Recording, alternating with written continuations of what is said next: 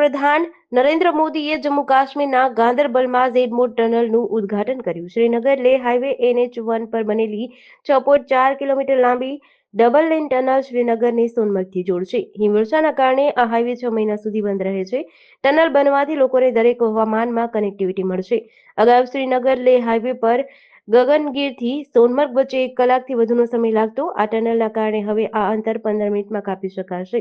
આ ઉપરાંત વાહનોની સ્પીડ પણ 30 કિમી પ્રતિ કલાકથી વધીને 70 કિલોમીટર પ્રતિ કલાક થઈ જશે. અગાઉ આ દુર્ગમ પહાડી વિસ્તારને પાર કરવામાં 3 થી 4 કલાકનો સમય લાગતો હતો. હવે માત્ર 45 મિનિટમાં આ અંતર પૂર્ણ થશે. પ્રવાસન ઉપરાંત દેશની સુરક્ષા માટે પણ આ પ્રોજેક્ટ મહત્વપૂર્ણ છે. તેનાથી સેના માટે લદ્દાખ પહોંચવામાં સરળતા રહેશે. હાલમાં ગુજરાતમાં સળગી રહેલા અમરેલી લેટર કાંડ બાદ આજે સુરતમાં પરેશ ધાનાણીએ ધરણા પ્રદર્શન કર્યું હતું. વરાછા ખાતે મિની બજારના માનગઢ ચોક ખાતે પરેશ ધાનાણી સહિતના કોંગ્રેસના આગેવાનો ધરણા કરે તે પહેલા જ પોલીસે તમામની અટકાયત કરી છે.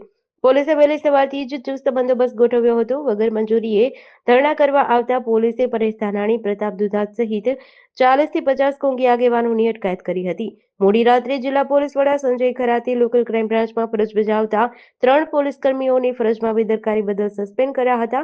સસ્પેન્ડ કરાયેલા કર્મચારીઓમાં head constable Kishan Asodariya, police constable Varjang Mudiyasiya અને મહિલા પોલીસ કોન્સ્ટેબલ હિના મેવાડાનો સમાવેશ થાય છે. આ કાર્યવાહીથી જિલ્લા પોલીસ બેડામાં ખળભળાટ મચ્યો છે. આગામી સમયમાં વધુ અધિકારીઓ સામે કાર્યવાહી થવાની શક્યતા છે. બેટ દ્વારકા અને ઓખા વિસ્તારમાં ચાલી રહેલા મોટા પાયે ડિમોલિશન અભિયાનનો આજે ત્રીજો દિવસ છે. સત્તાવાળાઓએ આ કાર્યવાહી દરમિયાન અત્યાર સુધીમાં કુલ 36,400 ચોરસ મીટર જેટલી સરકારી જમીન દબાણમુક્ત કરી છે, જેની અંદાજિત કિંમત 15 કરોડથી વધુ થાય છે. આ અભિયાન અંતર્ગત ઓખા વિસ્તારમાં સરકારી જમીન પર ગેરકાયદેસર રીતે બાંધવામાં આવેલા એક ધાર્મિક સ્થળને પણ તોડી પાડવામાં આવ્યું છે. આ કાર્યવાહી દરમિયાન કાયદો અને વ્યવસ્થાની સ્થિતિ જાળવવા માટે ચુસ્ત બંદોબસ્ત ગોઠવાયો છે. સત્તાવાળાઓએ જણાવ્યું કે આ અભિયાન હેઠળ કોઈપણ પ્રકારના ભેદભાવ વિના તમામ ગેરકાયદે દબાણો દૂર કરાઈ રહ્યા છે. બેટ દ્વારકાના બાલાપર વિસ્તારમાં કુલ 450 જેટલા આસામીને નોટિસો આપી હતી, જેમાંથી અત્યાર સુધીમાં 111 બાંધકામ તોડી 24,400 સ્ક્વેર મીટર સરકારી જમીન ખુલ્લી કરાઈ છે, જેમાં રેવન્યુ સર્વે નંબર 108 પરના સરકારી જમીન પરના દબાણો દૂર કરાયા હતા. મહાકુંભનો શુભારંભ થઈ ગયો છે. આજે પોષ પૂર્ણિમાનું પ્રથમ સ્નાન છે. આ પ્રસંગે 1 કરોડ ભક્તો સંગમમાં સ્નાન કરશે. દર કલાકે 2 લાખ લોકો સંગમ ઘાટે સ્નાન કરી રહ્યા છે. ભક્તો આજથી જ 45 દિવસના કલ્પવાસનો પ્રારંભ કરશે. સંગમ ઘાટ સહિત લગભગ 12 કિમી વિસ્તારમાં સ્નાનઘાટ બનાવવામાં આવ્યા છે.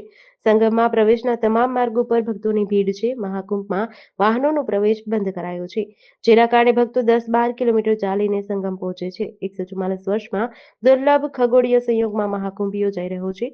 સીએમ યોગીએ પોષ પૂર્ણિમાની શુભેચ્છા પાઠવી. ગૂગલે પણ મહાકુંભને લઈને એક ખાસ ફીચર શરૂ કર્યો છે. મહાકુંભ ટાઈપ કરતાની સાથે જ પેજ પર વર્ચ્યુઅલ ફૂલોનો વરસાદ થઈ રહ્યો છે. એપલના કોફાઉન્ડર સ્ટીવ જોબ્સની પત્ની લોરેન પોવેલ જોબ્સ પણ મહાકુંભમાં પહોંચ્યા છે. તેમણે નિરંજની અખાડામાં ધાર્મિક વિધિઓ કરી હતી. તેઓ કલ્પવાસ પણ કરશે. રાજકોટની સિવિલ હોસ્પિટલમાં સેવાના નામે સરકારી જગ્યામાં 2 સંસ્થાઓએ કબજો કર્યો હોવાનું જાણવા મળ્યું છે, જેમાં સીતારામ ગૌસેવા એન્ડ ચેરિટેબલ ટ્રસ્ટ અને માનવ સાર્વજનિક ટ્રસ્ટ દ્વારા સેવા કાર્યો કરવા માટે કોરોના સમયથી મસમોટા શેડ બનાવ્યા છે. સિવિલ અધિક્ષક દ્વારા 2021થી જગ્યા ખાલી કરવા સંસ્થા સાથે પત્ર વ્યવહાર કરાયો હતો, પરંતુ કબજો ખાલી નહીં થતા આ અંગે કલેક્ટર, મ્યુનિસિપલ કમિશનર અને પોલીસ કમિશનરને પણ પત્ર લખી જાણ કરાઈ હતી. જોકે આજ છતાં આજ દિન સુધી સંસ્થાઓની સામે કોઈ કાર્યવાહી નથી થઈ. સિવિલ તંત્રના જણાવ્યા મુજબ આ અંગેની રજૂઆત કરાઈ છે અને બંને સંસ્થાને નોટિસ આપવામાં આવી છે. કોરોના કાળમાં કટોકટીના સમયમાં સીતારામ ગૌસેવા એન્ડ ચેરિટેબલ ટ્રસ્ટ દ્વારા દર્દીઓ માટે જમવા અને સેવાકીય પ્રવૃત્તિઓ શરૂ કરાઈ હતી. બાદમાં હોસ્પિટલ કેમ્પસમાં આવેલા બગીચાની અંદરના ભાગે સરકારી તંત્રની કોઈપણ પરવાનગી વગર શેડ ઊભા કરી જમીન પર અનધિકૃત દબાણ કર્યું હતું. તમિલનાડુના પલાકોડુની એક સ્કૂલમાંથી એક વિડીયો સામે આવ્યો છે, જેમાં વિદ્યાર્થીનીઓ વોશરૂમ સાફ કરતી જોઈ શકાય છે. વાયરલ થઈ રહેલા વિડીયોમાં સ્કૂલ યુનિફોર્મમાં યુવતીઓ ઝાડુ મારતી જોવા મળે છે. દાવો કરાઈ રહ્યો છે કે તમામ સફાઈ કરનારા વિદ્યાર્થીઓ દલિત સમુદાયના છે. તેમના માતા-પિતાએ જણાવ્યું કે બાળકો જોડે બાથરૂમ સાફ કરવા ઉપરાંત પાણી લાવવા, કેમ્પસની સફાઈ પણ કરાવવામાં આવે છે. મામલો ઉગ્ર બનતા જિલ્લા શિક્ષણાધિકારીએ શાળાના આચાર્યને બરતરફ કરી દીધા હતા. મીડિયા રિપોર્ટ્સ અનુસાર આ સ્કૂલમાં માત્ર 1 થી 8 સુધીના જ વર્ગો છે. શાળામાં દલિત સમાજના 150 વિદ્યાર્થીઓ છે. તેમના માતા-પિતાએ કહ્યું કે બાળકો ઘણીવાર શાળામાં સફાઈના કામથી થાકીને ઘરે પાછા ફરે છે. કેશોદ તાલુકાના ચર ગામમાં એક ચકચારી ઘટના સામે આવી છે, જ્યાં વાડી વિસ્તારમાં રહેતા 55 વર્ષીય ખેડૂત ખીમાભાઈ મહાદેવભાઈ બોરખતરિયાની નિર્મમ હત્યા કરાઈ છે. આ ઘટના ત્યારે બની જ્યારે તેમના પરિવારના ઘરના અન્ય સભ્યો જૂનાગઢ હોસ્પિટલમાં હતા. ખેતરના ભગિયાએ ખીમજીભાઈની હત્યા કરી હોવાની ફરિયાદ મૃતકના દીકરા કૌશિકભાઈ નોંધાવી હતી અને આ ઘટનાની વિગતની વાત કરીએ તો જૂનાગઢ જિલ્લાના કેશોદ તાલુકાના ચર ગામના ખેડૂત ખીમાભાઈના ખેતરમાં છેલ્લા 3 વર્ષથી લીલાભાઈ ડાભી નામનો શખ્સ ભાગ્યો વાવીને રાખતો હતો, જે અવારનવાર ખીમાભાઈના પાડોશીની પત્નીના ચારિત્ર્ય વિશે ખરાબ વાતો કરતો હતો, જેથી પાડોશીએ આ બાબતે ખીમાભાઈને જાણ કરી હતી. તમારો ભાગ્યો મારી પત્ની વિશે જે ટિપ્પણી કરે છે એ યોગ્ય નથી.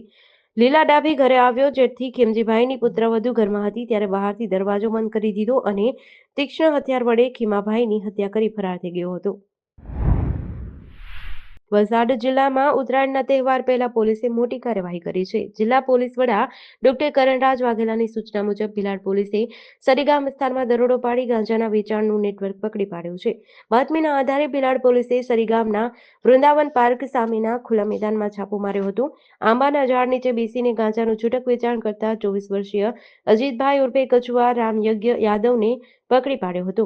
આરોપી પાસેથી 1 કિલોથી વધુનો ગાંજો મળ્યો હતો, જેની એફએસએલ ટીમે પરીક્ષણ કરી પુષ્ટિ કરી છે. પૂછપરછમાં આરોપી અજીતે ખુલાસો કર્યો, આ ગાંજો તેણે જિગ્નેશ ઉર્ફે જીગો છોટુભાઈ દુમાડા પાસેથી છૂટક વેચાણ માટે લીધો હતો. પોલીસે જિગ્નેશને વોન્ટેડ જાહેર કર્યો છે. હાલમાં ગુજરાતમાં સળગી રહેલા અમરેલી ડેટર કાંડ મામલે સુરતમાં પરેશ ધાનાણીએ ધરણા પ્રદર્શન કર્યા છે. બીજી તરફ આજે બપોરે આ કેસની તપાસ અગાઉ અમરેલી એસપી રહી ચૂકેલા અને હાલના એસએમસીના વડા નિર્લિપ્ત રાયને સોંપવામાં આવી છે. આ પહેલા સવારે વરાછા ખાતે મિની બજારના માનગઢ ચોક ખાતે પરેશ ધાનાણી સહિતના કોંગ્રેસના આગેવાનો ધરણા કરી તે પહેલા જ પોલીસે તમામની અટકાયત કરી છે.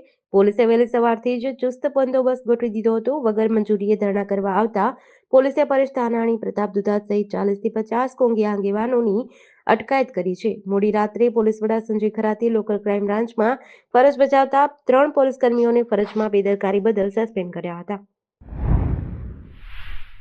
સુરતમાં વાસણ, ટાઇલ્સ, બાથરૂમ ધોવા માટે લિક્વિડ બનાવતી બ્રાન્ડેડ કંપનીનો ડુપ્લિકેટ સામાન બનાવવા માટે સરથાણામાં પતરાના શેડમાં ચાલતું કારખાનું ઝડપાયું છે. મુંબઈની ટીમે સ્થાનિક પોલીસને સાથે રાખી દરોડા પાડી 3.31 લાખનો સામાન કબજે લઈ એકની ધરપકડ કરી હતી. મુંબઈમાં નેત્રિકા કન્સલ્ટન્ટ પ્રાઇવેટ લિમિટેડના ફિલ્ડ ઓફિસર વિનોદ સુમરા સુરત દોડી આવ્યા હતા. ફિનાઇલ, વાસણ, બાથરૂમ ધોવા માટે દેશની જાણીતી કંપની દ્વારા તેમની કંપનીની લીગલ કામ માટે ઓથોરિટી આપવામાં આવી હતી.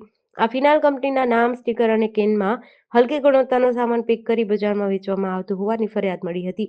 સરથાણા પોલીસને સાથે રાખી રેડ કરવામાં આવી હતી.